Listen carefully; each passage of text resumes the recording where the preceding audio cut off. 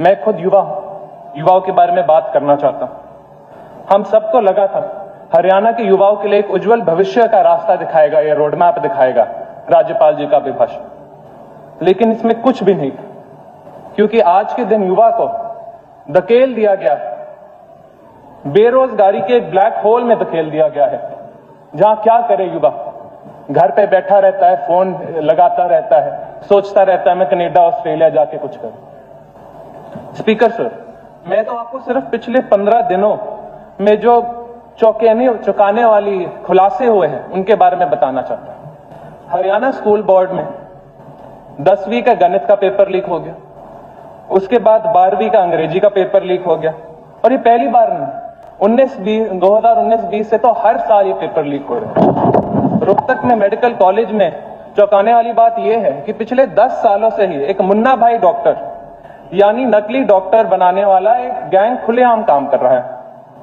हरियाणा में जो paper leak है, ये हमारी सबसे बड़ी इंडस्ट्री बन गई। यहां हरियाणा सहित पूरे देश के पेपर लीक होते हैं और फिर वो बिकते हैं। अब शायद यही पर्ची खर्ची का असली मायना भी बन गया है। स्पीकर सर, मैं इसलिए ये नहीं बोल रहा क्योंकि मैं विपक्ष में, मैं इसलिए यह बोल रहा हूं क्योंकि पेपर लीक अब हरियाणा का सबसे बड़ा उद्योग बन गया। मैं आपको कुछ उदाहरण देना चाहता हूं। एचपीएससी का जो अटैची कांड हुआ था, जहां करोड़ों रुपए एचपीएससी के दफ्तर में मिले थे डेंटल सर्जन के एग्जाम के, हम सबको याद है।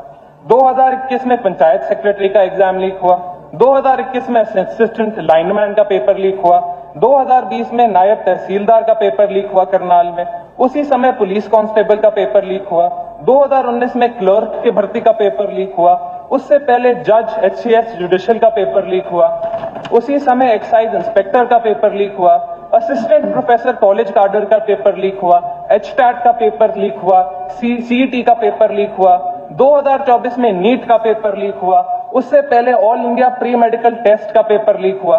और ये सिर्फ हरियाणा प्रदेश के पेपर नहीं, ये तो बाहर के पेपर भी। 2021 में एयरफोर्स एयरमैन रिक्रूटमेंट स्कैम हुआ, उससे पहले केवीएस मतलब केंद्रीय विद्यालय संगठन का टीजीटी का पेपर 2023 में लीक हुआ। जम्मू कश्मीर का सब इंस्पेक्टर का पेपर हरियाणा में लीक हो रहा है और बेचा जा रहा है। दिल्ली कोर्ट के केंद्रीय विद्यालय का पेपर हरियाणा में लीक होकर बेचा जा रहा है। इलाहाबाद हाईकोर्ट का असिस्टेंट रेवेन्यू ऑफिसर का पेपर यहां लीक होकर यहां बेचा जा रहा है। स्पीकर सर, ये तो बहुत सारे एग्जाम्पल दे सकता हूं मैं तो 7 के 7 मिनट यहीं चले जाएंगे। ये तो नई इंडस्ट्री बन गई है हरियाणा में पेपर लीक की। पिछले 10 साल में और कोई नई इंडस्ट्री ना आई हो हरियाणा में, लेकिन पेपर लीक की इंडस्ट्री हरियाणा की नंबर 1 इंडस्ट्री बन गई।